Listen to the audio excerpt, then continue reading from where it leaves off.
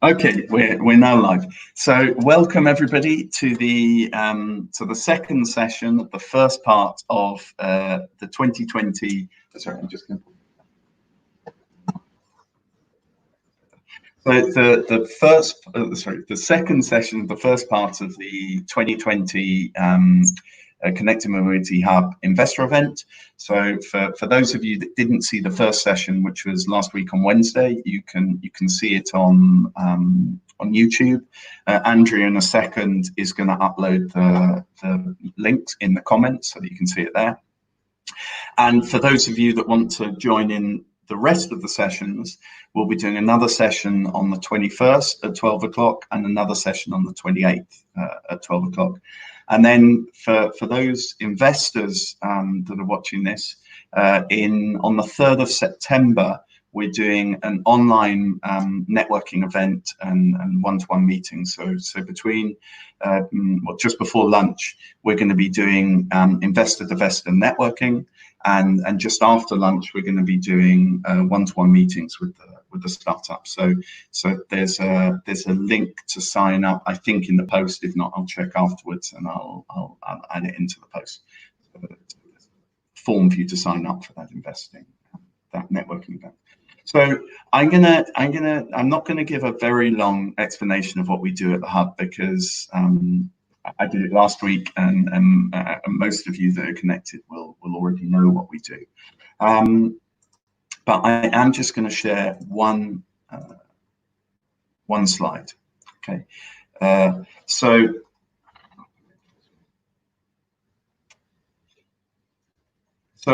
basically, the hub is an association of startups. I think it will start working in a second. My computer's going slightly slowly at the moment. Basically, the hub is an association of smart mobility startups from. No. Oh God. Now it's doing something that it shouldn't be. So I'll do it in audio. The hub is an association of smart mobility startups from across Europe. We set it up, I think it was 5 years ago now, we basically do four things. So there's a team of, well, I'll show at the end. There's a team of about 6 of us, and we basically do these four things. So we help with visibility. That basically means that we have a blog that's focused on connected mobility, and we support a number of events. In terms of their startup and their innovation phase and their smart mobility section within the event. We also help with a community, so that can be within the startups themselves. So there's a grouping of, there's a WhatsApp group and a Slack group. WhatsApp gets slightly more usage than the Slack group, but there are both groups where we're sharing information and sharing ideas on a continual basis. And also we work to include the public administration, town halls. We've been doing a manifesto for Madrid in terms of, okay, what's the future of mobility? How should mobility look for the city in the future? We've 2 of us have been on the jury of the EU Startup Prize for Mobility, where 550 smart mobility startups from across Europe signed up for this year's prize, and we were evaluating them.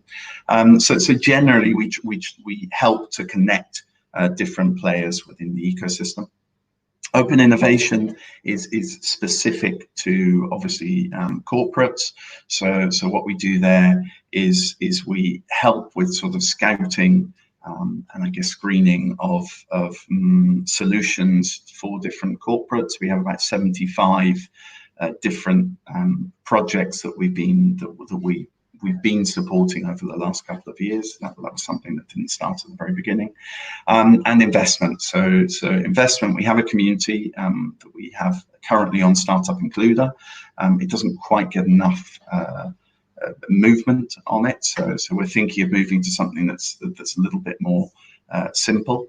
But we have an investment community of about 300 investors, of which there's 125 on Startup included that have access to all the decks. The associated startups within the association upload. And then on an annual basis, we do this investor event, and I think we're doing one, it's not quite yet finalized, but we're doing one in Barcelona in November as part of the Smart City Congress. So anyway, within that, this year, our annual event is completely online for obvious reasons, and so what we've been doing and what we've done one of, and we're going to do another 3 of, is online pitching sessions. So last week we did logistics and autonomous vehicles. This week we're doing shared mobility, and then we've got smart city, sustainable mobility, and electric mobility in the next 2 weeks on the 28th of July at 12 o'clock. And then, as I said, for those of you, I can see there's slightly more people connected now. For those of you that weren't connected at the beginning, on the 3rd of September, we do a online networking event where just before lunch, we'll be doing investor to investor. But that for us is very important, that we help promote co-investment and collaboration between the investment community. And that includes corporates, so it's corporates and financial investors. And late after lunch, we'll be doing the one-to-one meetings with the startup. So the idea is that during August, the investors get to look at the decks, they see the pitches again, they get a bit of a feel for whether they'd be interested or not potentially in investing in the company. And then in 3rd of September, when they do the one-to-one meetings, we're hoping that things can get closed down. So anyway, that's enough from me. You're not here to see me. I'm going to stop sharing my screen. I'm going to bring Nathan on screen. Hi, Nathan. Hi, Tom. How are you? And very well, thank you. And what I'm going to do, so I'm going to add in Nathan's screen, which you can see here. So if you can put the presentation on the screen, brilliant. And I'm going to give you 5 minutes, Nathan. Then you're going to see me reappear on screen. And then we're going to give up to 5 minutes for questions. If there aren't that many questions, well, I'm going to get rid of you sooner. And if there are, well, then we'll carry on. Well, just to those of you, there does tend to be a slight lag in the streaming times. So sometimes questions arrive a little bit later than when I've actually taken Nathan off screen, the question arrives to us. So what I will do is I'll bring all of the startups back on screen at the end for 5 minutes, and we'll go through any questions that have been received during the period that haven't been answered, and any other questions that people want to make at the end. Okay, so Nathan, without more ado, it's all yours. Fantastic. So thank you very much, Tom. Hello, everyone. I am Nathan Lewick, the CEO of Carpool. We are the leaders of urban carpooling in Madrid. Hoops was born because we identify a problem that is practically common to every big cities of the world. No? That is the occupancy rate of 1 person per car. That leave more than 7 million free seats in Madrid every day. And this has a direct impact in the main big problems of the city, that's the traffic and the pollution. Facing these problems, Hoop proposed a solution which will connect drivers and passengers so they can share the empty seats of their everyday rides. And how we improve the mobility of the citizens in their daily lives. Very quite simple. We help them saving total travel time. We give them mobility adapted to their schedules and free them from car dependency. We also allow them to save in transport expenses and reduce up to 75% of the emissions due to the mobility. We also give them access to the car who can access to the mobility restricted areas like Madrid Central in Madrid. Here is the big opportunity for Hoop. As you can see, you only found mobility solution in the center of the cities, but in the peripheries, where you can find the large businesses areas and residential areas, and also where the public transport is not as optimal as in the center, you don't have, or it's very hard to find mobility solutions. And if you compare this map with the following one, you can see how we can bring solutions to the journeys from the center to peripheries, from the peripheries to centers, or from the peripheries to peripheries. Regarding the market, the carpooling market size, in Madrid you have 2.5 million rides every day, and if we assume that 1/3 of the rides are made by drivers and the other by passengers, we will have a market size of 52 million euros per year in a city like Madrid.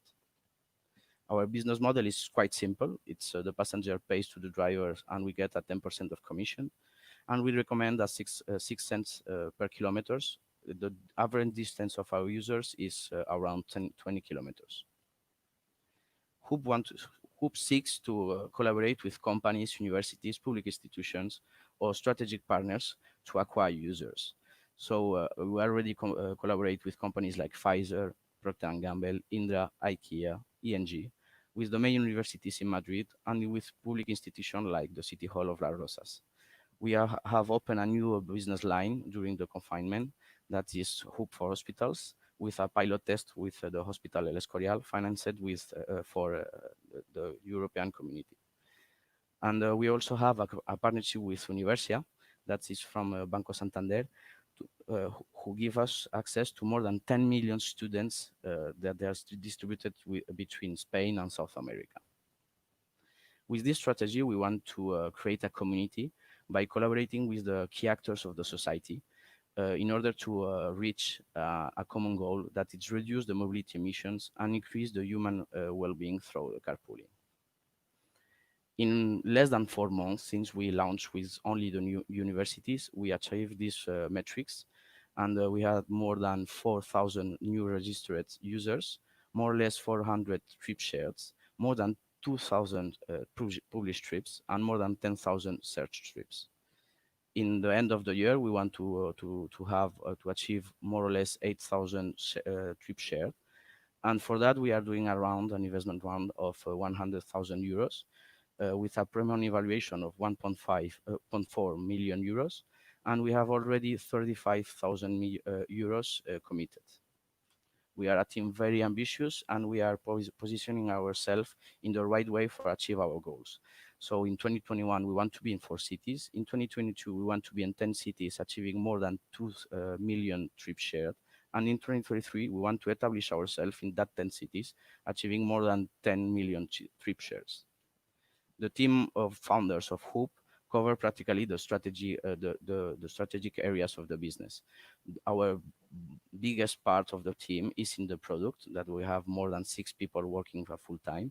We also have help in the marketing department with 2 internship volunteers.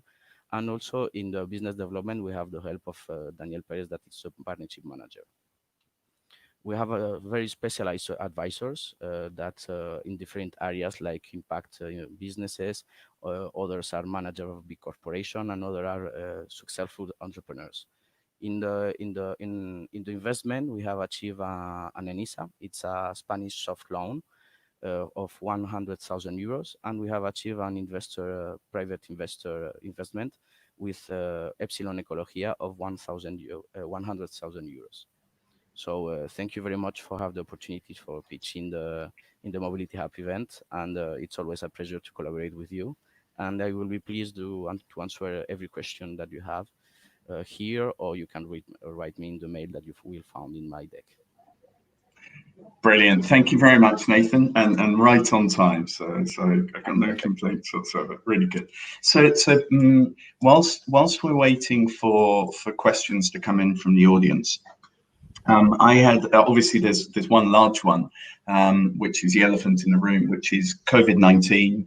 I know you're focused on universities, so it's slightly, you're not so affected perhaps by the remote working, but obviously you're sharing carpooling, you're sharing a very limited space.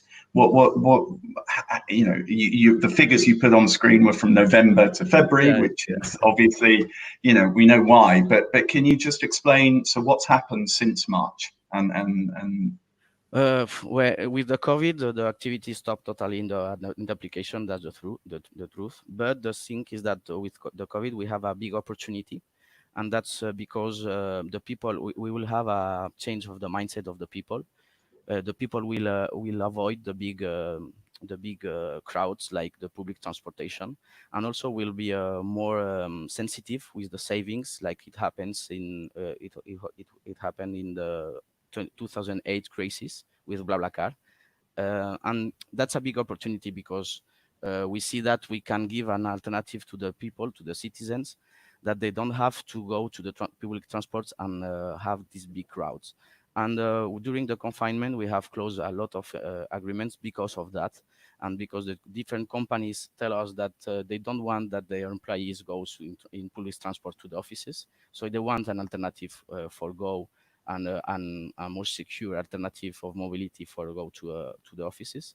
And on the other hand, we close an agreement with an institution, a public institution, and sanitary institution, that is the hospital.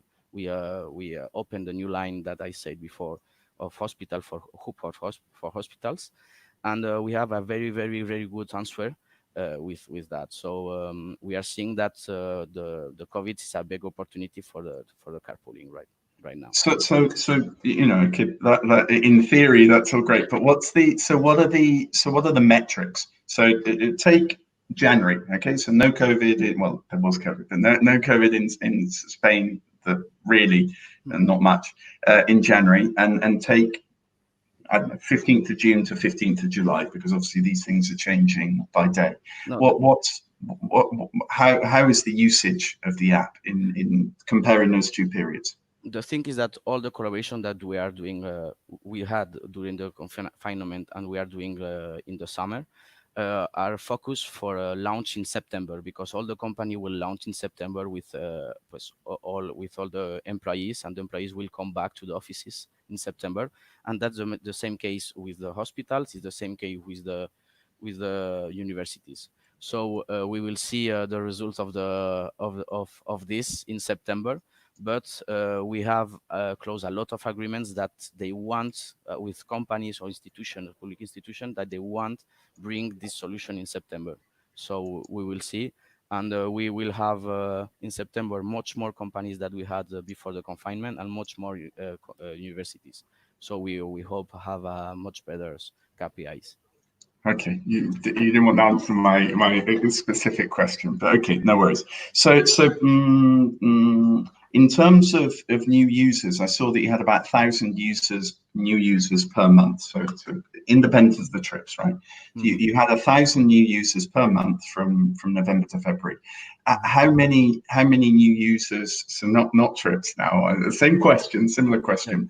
Yeah. But how many new users have you been signing up over the last few months? I know you've been doing the collaborations, but how many specific users? In the last month, you say, no? In the last month? Last 2 weeks? Last 2 weeks. No, okay. The last month, maybe we have 100 user registered. Okay. More or less. So you've dropped down to about 20% of where you were previous, which is completely understandable. Yeah. I'm not saying it as a negative thing. We are don't do it publicity. We are focus all the activity for going in September. So what we have right now is organic users that are coming to the application. Okay, cool. All right, well, there haven't been any questions for the moment, but stay on, and we'll see if any come in over the other presentations. And I'll now jump to, and I'm not going to pronounce the name correctly. Thank you very much. I'll say goodbye, and I'll jump to Bizwajit. I don't quite know how to present the name, so if I've done it wrong, I'm very sorry. No, it's the correct pronunciation, Tom. So you got it. Well, absolutely perfect. Well, there we go. So what I'm going to do is, if you could put on I'm going to add your screen in a second. That's it. Now you've got the presentation on. So I'll do the same. I'll leave you 5 minutes. I'll disappear off. I'll come back at 5 minutes, and we'll do questions. Okay. Perfect. It's all yours. Thank you, Tom. Hi, everyone. First of all, thank you for your time. I'm Biswajit Kunduroy. I'm the founder and CEO of Nuvven, and we are here to drive the future of car rentals. Just to tell you a bit more of the background of why this is relevant, I think we heard from Hoop as well. The industry has really been shaken up, and a lot of new commuters are actually seeking alternatives to public transport post-COVID. So there is an opportunity for car rentals in this space to grow and compete. Now, for us, we are actually focused on the tier 2 and tier 3 operators, which constitute about 35% market share of the overall rental market. And the reason for that is these are the operators who really struggle to compete with the larger companies and incumbents, as well as struggle with a lot of paper-based processes and lots of inefficiency. And overall, this sector has generally been a laggard when it comes to technology-led innovation. So that's where we come in, and we want to work with the tier 2, tier 3 operators to create an economies of scale proposition that focuses on and leverages technology-led innovation. Now, just in terms of some of the customer demography we are focused on, these are the 3 different segments.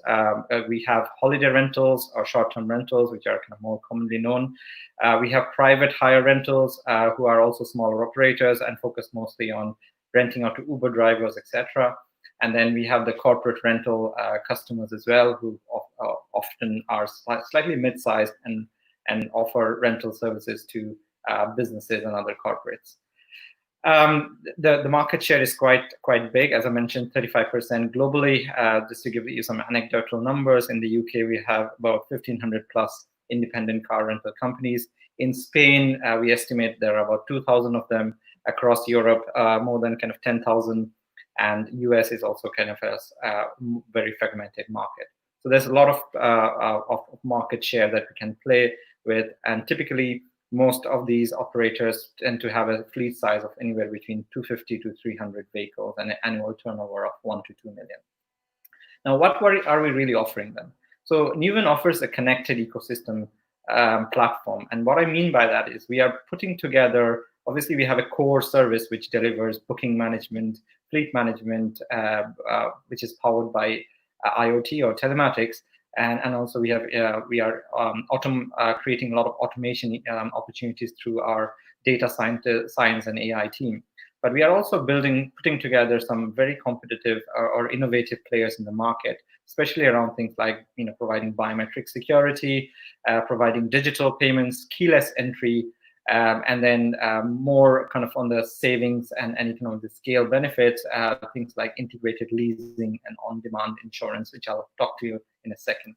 But the whole mission is to really help independent car rental businesses, not just being technology led digitization, but also helping them with economies of scale benefits that help them compete better or save on huge amount of cost. Now, our value proposition to them is, through the platform, they can save about 300 pounds per vehicle per year. So if they have a fleet of 100 vehicles, they can save up to 30,000 pounds a year just purely by using the platform and gain efficiency gain. There's also the increased utilization, 15 to 20%. And then through the on-demand fleet insurance, which we have recently won a Smart Grant Award from Scottish Enterprise, we want to actually leverage and monetize the data to work with insurance companies to provide a more pay-as-you-go AI-based solution, which will save them up to 20 to 30% on insurance, which is one of the biggest cost base. And then the final thing that we are offering for the future is we want to combine their collective inventory and offer that as a way of basically growing their business and tapping into new customer base in future. Now, just to this is a quick comparison with competitors on some of the features which I've talked about. As you can see, we are providing a more holistic set of features in one platform. Our key revenue streams would be the SaaS subscription, which would be effectively 15 to 20 pounds per vehicle per month for the operator. And then when we launch the consumer app, it would be 18 to 20% commission on bookings. And we'll have other revenue streams coming in from the on-demand insurance, leasing, and payments. Finally, just to talk about some of the traction we have had, we have seen immense growth. So we have grown from 100 to 1,500 vehicles in the last 2.5 months. We are seeing expecting a 500% growth in the next 12 months, and also increased revenue. We have made some great partnerships with Volkswagen Group, Lex Autolease, Elevon, and Callum, and we have made some immense achievements in the market as well, and voted one of the key players in the market more recently by the independent report. Finally, just to close off on the team, we have a great set of experience in the team with Rishabh, who's our head of technology and with lots of years of development. Lee comes from the fleet management world and has similar kind of knowledge in the market. And then I have a software engineering and management consultancy background. Just to close off, we have an aggressive growth strategy, and we are looking to raise 2 million in our next round. Thank you. Brilliant. Thank you very much. So again, just while we're waiting for some, sorry for having to cut you off before you could reach the end, but just whilst we're waiting for questions to come in. So there were some really interesting points. One I saw, you were talking about £300 savings per vehicle plus the additional utilization rates and whatever, and your cost in effect, it was sort of 240. So as a value proposition, your idea is that the cost, just the cost savings, and not taking into account the additional benefits, in effect pay for the cost of what you're providing. Okay, that's great. And then in terms of the newer business lines that you hadn't that you were talking about, so the data, you've talked about insurance, but yeah, you know, as soon as you start accessing the data and making advances of the data, you've got everything, you know, everything from maintenance to preventative maintenance to everything else. And obviously the consumer app. Could you just sort of go into them in a little bit more detail? So the consumer app, for example, I've got no idea how much rental cars charges as an affiliate, in effect, for rental cars, and obviously the data, you know, to what extent your conversations have gone and what data you're actually getting at the moment. Yeah. I'll talk about the consumer app first of all. So our kind of next phase of the roadmap is to launch a consumer app for corporate travelers, kind of early part of next year. And we are already in kind of conversations with some of our partners as well as some businesses. Now, what it really does is it taps into the spare capacity of our operators. A lot of them have utilization rates anywhere between kind of 65 to 75%. So you could naturally assume there's a 30% utilization that they're not able to address. Especially after COVID-19, it's one of the biggest demands from our operators because a lot of them rely on repeat businesses, and post-COVID, that has dropped by, let's say, 50%. So for them to find new customers is a big challenge. So there's an immediate kind of need for the corporate app or the consumer app. And we believe that through the kind of platform and the economies of scale infrastructure that we are creating, it will allow our operators to then grow back to normal operations and then grow with us as we grow our customer base on our side. So that's a whole idea about the consumer app. Yeah, and then the data. And then the data, yes. Yeah. Exactly. And so I mean, coming back to the other business revenue and the data monetization, what we are trying to tackle two key problems for the independent operators. One is insurance. So cost of insurance is very high for these operators because generally speaking, most insurance companies don't like insuring car rental companies because of exactly the point, lack of data or lack of controls. Our platform actually does both. It increases the risk management capability through telematics, immobilization, and keyless entry. And obviously the data insight around driving behavior, crash detection, predictive maintenance, all of those things help in improving the controls around car rentals. So that's immediately kind of interesting to insurance companies and leasing providers both. So we are actually tapping into that requirement from both of these markets to form some alliances where we can then work with insurance companies to deliver the on-demand insurance capability specifically focused on fleet insurance for our customers. And that way we can save them a lot of money because today, to just give you again some anecdotal numbers, in the UK, a lot of operators pay about £3,000 on an average per year on insuring a single vehicle. So if you have 100 fleet, you are paying 300,000 just on insurance. That's a huge sum of money. Similarly, on leasing, they don't have the scale and size to actually go and find the best deals in the market. Neither they are able to acquire vehicles at the pace they need. So again, through that kind of economies of scale benefits, and we are talking to Volkswagen Group about this, they're very interested to work with us, and Lex Autolease as well in the UK.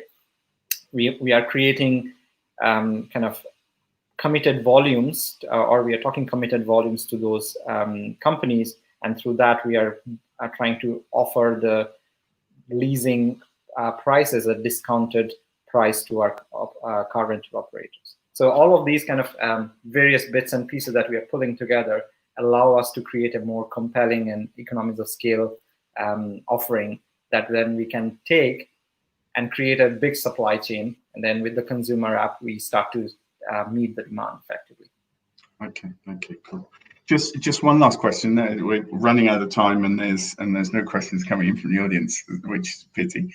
But just one last question then. In terms of traction, so I'm afraid that the screen had a lot of text on it, so I was writing something down just as you were talking about the traction. So could you just give us a little idea of how many customers are currently using the system, and what the growth rate is? Yes, absolutely. So before COVID lockdown, we were at 2 customers and 100 vehicles. That was in March. Over April, May, and June, we have grown up to 1,500 vehicles. So it's been kind of almost, I don't know what's the X number here, but a huge, significant increase. So all of these customers are we're on a trial period over the COVID lockdown period. And now they are like 50% of them would be converting in July. Already we have signed up a few contracts, and then the remaining 50% over August. Obviously, while that is going on, we are acquiring more customers and bringing them on a shorter trial period. So our estimated forecast is that we'll get to about 10 to 11,000 vehicles by March 2021. And we have a strong sales pipeline to prove that.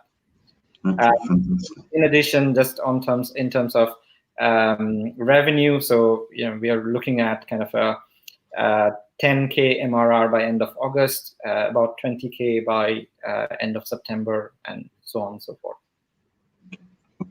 And just one last question, then I'll stop it all. So these, when you jump from 100 vehicles to 1,500, I'm assuming that it was with the same 2 customers, because it would be very difficult to incorporate new customers during COVID, or were they new customers as well? There are new customers there. Sorry, I should have been clear. We had 2 customers. Now we have 12. So 10 more customers came on board to constitute that 1,500. We are looking to grow up to about 35 customers by March 2021, which constitutes that 10K vehicles. Brilliant, fantastic. All right, so I'm gonna take your screen now. I'll keep you there. Hopefully, people will be sending in questions during the other pitches for you, and I'll bring you back at the end. Thank you very much. Oh, sorry, I cut you off. Okay, so now we're going to jump to Alfred Chofer. Again, I can see that you've got the presentation on screen, so I'm just going to jump straight to it. Put you in, disappear off. I'll be back in 5 minutes.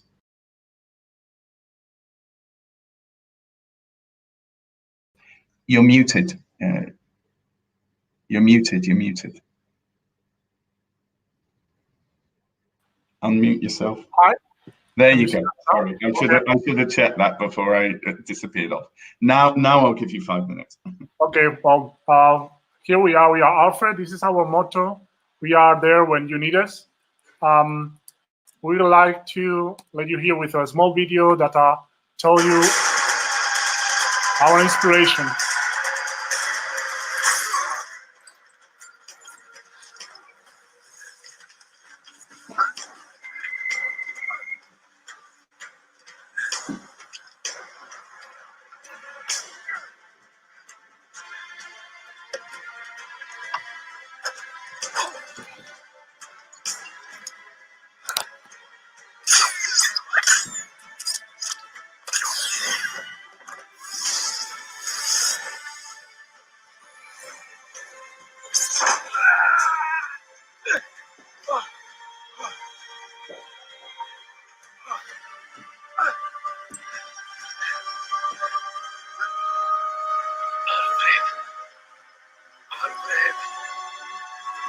Well, there you can see he's looking for an Alfred.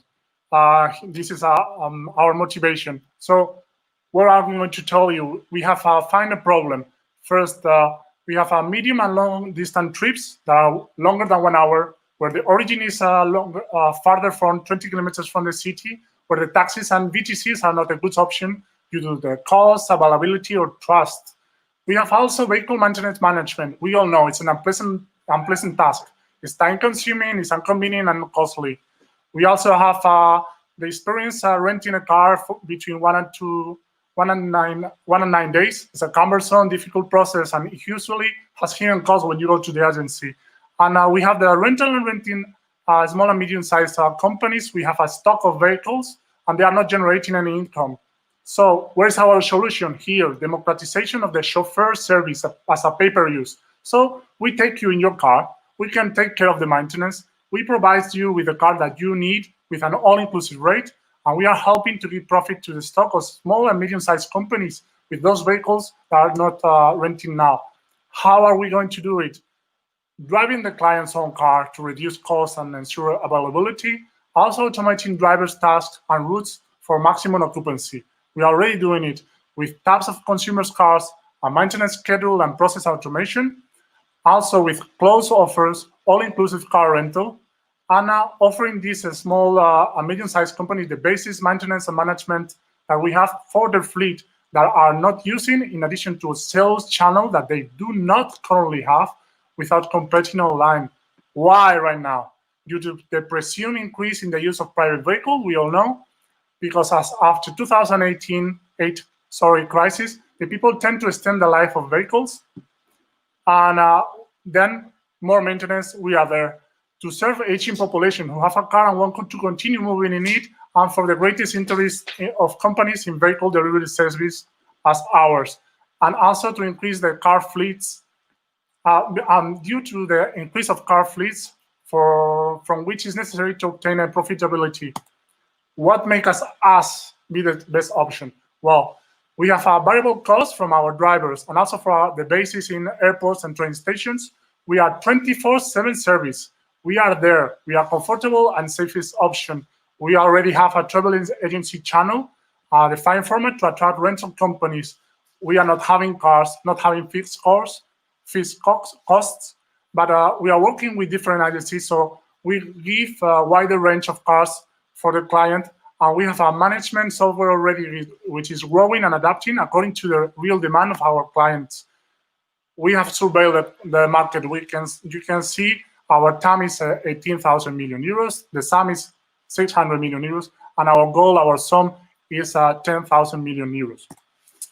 What is our business model? Okay, from each chauffeur service, we get commission between 20 and 35%. Also, the commission from the workshops and vehicle inspection is between 7 and 15%.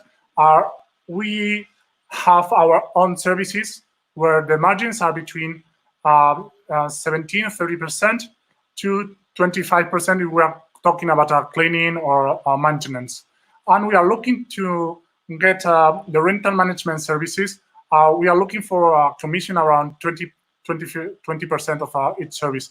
And we already have data of the needs of the client, so we can create these margins accordingly to the real market. Okay, what customers do we have already? We have a B2B market of 96% of our billing. We are looking to grow in the B2C market. We have already different ranges of age where we give different services. I would like to introduce to our team. They have experience. Adam created a valet service in 2002 in Madrid Airport. He has 23 employees, and it overcome the crisis of 2008. Last year, he make 800,000 euros, and we are benchmarked in the process innovation. On the other hand, we have Jacob. He created a platform for parking spaces in airports, ports, and train stations that is working with the travel agencies in that sector, working with 95% of them, with a turnover of 1-2 million euros last year. It's operating in Portugal, and the sale agreement of the company is paralyzed just due to COVID. Okay, last thing, where we are. We provide services in Madrid. We are starting the commercialization of specific services for individuals. We have an API for companies. We are negotiating to be in platforms already with services to drivers, and also in maintenance apps. We are negotiating the agreement to offer services to the rest of Spain and important and Portugal with local partners. And where do we want to get? Okay, we are searching for collaboration with independent workshops around the country. We want to increase the number of private users, not just B2B. We are looking forward to double them annually. We are looking to be in platforms for small and medium-sized companies of rent and renting that is already developed at 30%. We want to create a closed usage rate. Sorry, I'm gonna cut you off because we were going. Oh, sorry, I took the wrong thing off. I took you off rather than the presentation. So listen. Again, I hope some questions will come in from the audience, but if not, I had a few questions. So one was, I understand that the services that you're providing are all provided by freelancers, and you're charging a markup in effect, or you're charging a margin on the cost that you're charging the end user. Okay, so your fixed costs are really very small. Is that correct? Okay, all right. How does pricing compare? So you talked about, taking a taxi from the airport or from outside of town into the center of town. How does pricing compare to using a taxi or an Uber? As I mentioned, and I have Adam, the CEO here, that can give us precise details. But as I mentioned, when the travel is in this service, not the other service, in this service, when the trip is far from the city, or when it's a long route, we are actually cheaper than the taxis or PTCs. And mostly because we are the chauffeur, so we use the client's car. Okay, but how much cheaper? It's really literally just from to get an idea of what the value added is for the end user. Okay, más o menos la diferencia entre el precio de un taxi nosotros, sí. En ciertas zonas de la Sierra de Madrid llega hasta un 50%. Okay, if we go to the north of Madrid, it gets up to 50% lower if we go to the north region of Madrid, for example. Okay, absolutely fantastic.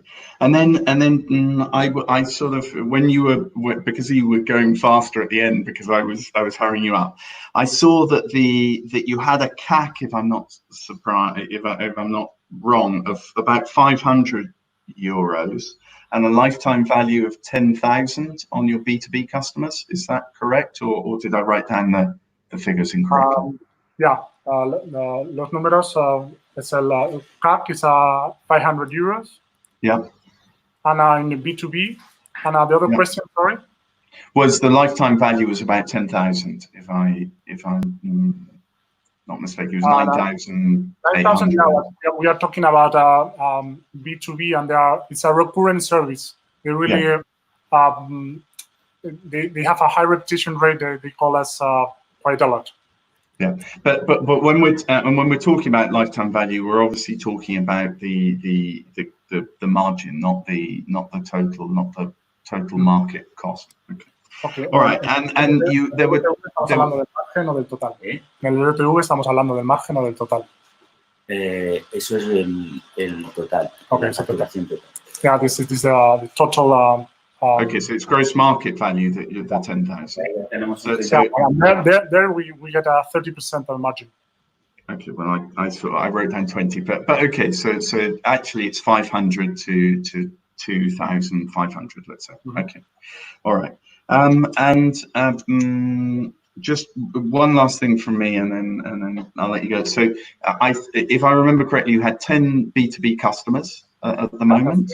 We have and what's the growth rate been like over the last 6 months? We could say pre-COVID and post-COVID, and in the middle nothing. But okay, I asked my boss here, Adam. So me pregunta que en los 6 meses antes de COVID y los 6 meses de COVID, ¿cuál es para el B2B, cuáles los ingresos? Antes del COVID y después. Sí. Que si se han visto afectados. No, ¿cuáles son los ingresos más o menos Antes y después de COVID. Antes de COVID lo que ponemos ahí, Ah. después del COVID se han caído un 60%. Okay, well, the numbers that you have in the presentation are pre-COVID, and after COVID, it's down by 40%.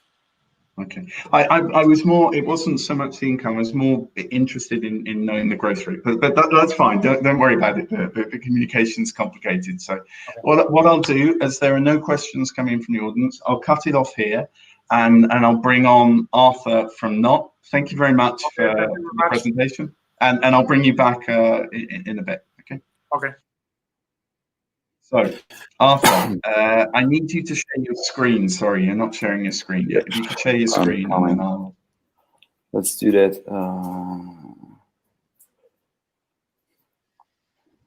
Share screen. Here we are. Hello. Application. Sorry, I should have told you earlier in the chat. There we go. I can see it. Okay. Fantastic. You can see it, yeah? I'll disappear off and I'll come back. Yeah, we can see it. It's not on full screen at the moment. Yeah, now it is. I'll disappear off and I'll be back in 5 minutes. Okie dokie. Thank you. Thank you for the introduction, Tom. So I'm Archie from Not, the co-founder of the company and CEO. We're building kick scooter sharing systems, and that's our product basically. So it's a station with scooters, with app, with fleet management system, with basically everything.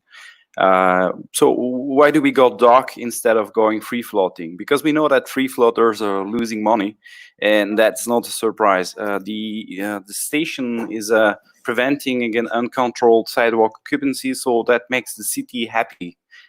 It reduced the operational cost because we do not have jockey guys who is charging the scooter, since this is the user who is charging this.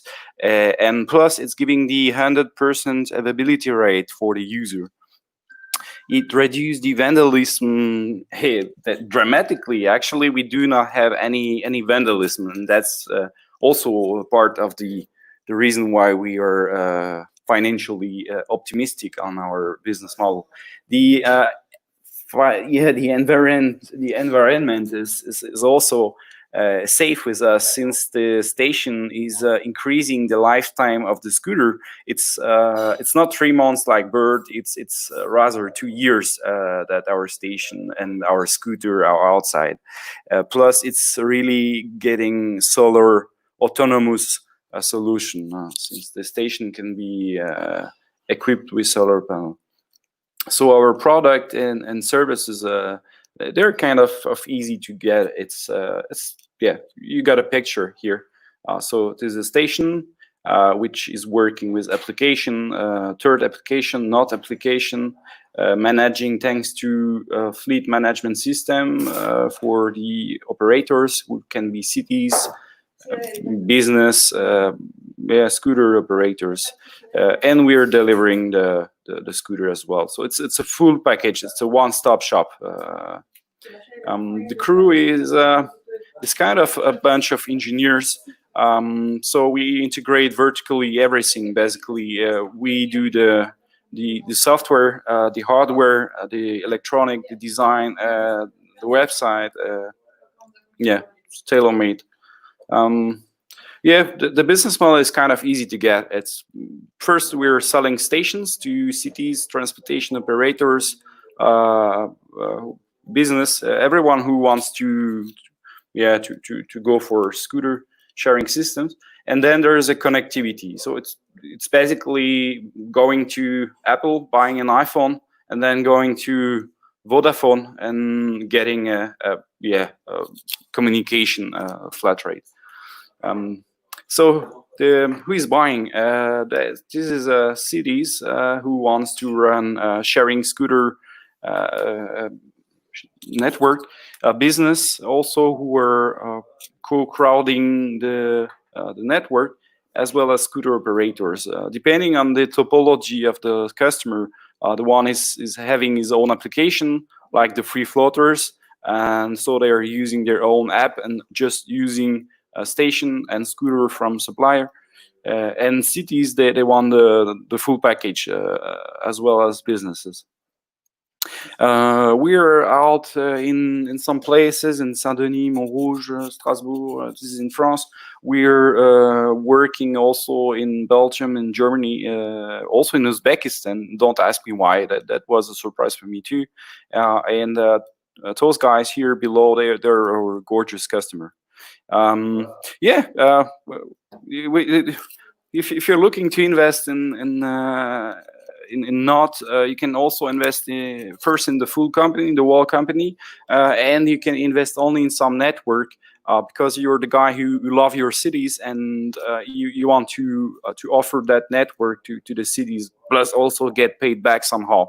And there are a lot actually of cities who are looking for those kinds of network and who are not willing to invest in first.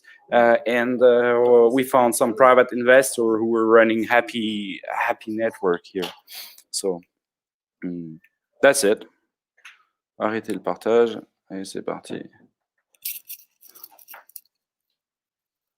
So and I'm back. Brilliant. Yeah, I'm back. Thank you very much. And it was here you. Brilliant. Welcome. So Arthur, I think really interesting. The Uzbekistan anecdote is great. It's not often that you come across European companies that are doing relatively actually, well. Actually, we're opening Asia, network in Russia. Particularly Astan. That's crazy. Okay, cool. And I don't know, there were multiple things I thought was really interesting. But obviously the no vandalism is great. The order that it brings to cities is very interesting, because I know that's one of the largest headaches that they have. I think from a user perspective, I'm sure I'm not the only person that's had to been driving their car down the street and had to get out of the car, move a scooter that's in the middle of the road and carry on driving. But I was also very interested in the businesses, specifically from my point of view, because it sounds like a really interesting value proposition to businesses. So you had the cities, you had the scooter apps, and you had the businesses as your client base. What's the share of them in terms of revenues and maybe in terms of number of customers? Of your total revenue, what percentage is each type of customer? Mostly we're selling to make the comparison, we're selling the shovel to the gold digger. And to cities also. So the gold digger can be the Lime and Bird and those guys who now want to jump into no more free floating only, but free floating plus station based, which is feasible with our solution. And on the other hand, the cities, they want to get rid of that unclean way of occupying the space, and they're really fed up with that. So they really want to implement our system. First, that was the question of is this kick scooter going to be used as a transportation means? And now it's no more a question. The question is how can be correctly used, and this is the answer that we are bringing to cities. That's it. It's something which is clean, which is organized, plus, and that's gorgeous, that have a business model, since we're earning money not only thanks to selling our station, but also thanks to the revenue of the user. So then cities love that. Obviously, everyone loved that. Yeah. Okay. Cool. And in terms of total revenues, what are you at the moment, and what's your growth rate been over? I know, again, it's difficult to say because of COVID, but more or less to give an idea. Actually, the COVID was a great stuff for us. People love deconfined transportation means, and with a scooter, you're outside. You're the only one on the machines. And that's good. That's fine. You're not encountering anyone. And since the lockdown went finished, then we doubled. No, actually within the previous month. The value proposition to businesses. Obviously, to cities, it's very clear, but for businesses, I think it's also really really clear. Okay. In terms of the total number of cities, I was guessing it was about 12 cities that you had a presence in. I was trying to count the circles, but I couldn't quite get the exact figure. Is it 12 cities or? Exactly. Yeah, that's correct. Yeah. In total, there's about 20,000 users, something like this, and we have. How many scooters? A lot. Now if I can remember correctly.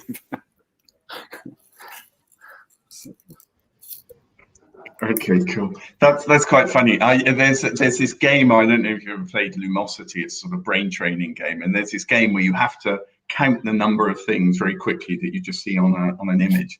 And I'm very. It's obviously helped me because just looking at the image, I was able to count the top. Okay, cool. I'm going to bring everybody back on screen. There haven't been any questions from the audience at all, which is very upsetting. But I'm going to bring everybody back on screen. If anybody has a question, this is the moment to make it, and I'll keep you on screen for about 30 seconds whilst we're waiting to see if there is any lag in doing so. I can see that there's still quite a few people connected. So you know, anybody that does want to make a question, this is your moment. And if not, well, what we'll be distributing the total session on social media, LinkedIn, etc. And then what we'll do is we'll cut up each of the videos, each of the pitches, so that we have. You can also, you know, we'll be distributing each of the pitches separately, and you can use it to send to potential investors or whatever. So just a reminder that to those that are connected still, that next week we're doing the session on the Tuesday at 12 o'clock, and the following week again on the 28th, Tuesday at 12 o'clock. And that if you want to sign up to the investor networking and the one-to-one meetings with the startups, that Andrea has put the comments in LinkedIn. The link, if you're watching on YouTube or whatever, I think it's in the post text. If not, I'll modify that for next time, and you can just go on to the connectedmobilityhub.com, and you can go into investor event, and there's actually a link to it down there. So no major issues. So guys, okay, still no questions. Very, very sad for that. But it does mean that at least you've answered all the questions that people might have, and I'll distribute you all the link as soon as it's uploaded and rendered and whatever on YouTube. So thank you very much for all being here. If you want to take any types of screenshots, now's the moment to do it. And I'm gonna disconnect us in 5, 4, 3, 2, 1, and we're gone.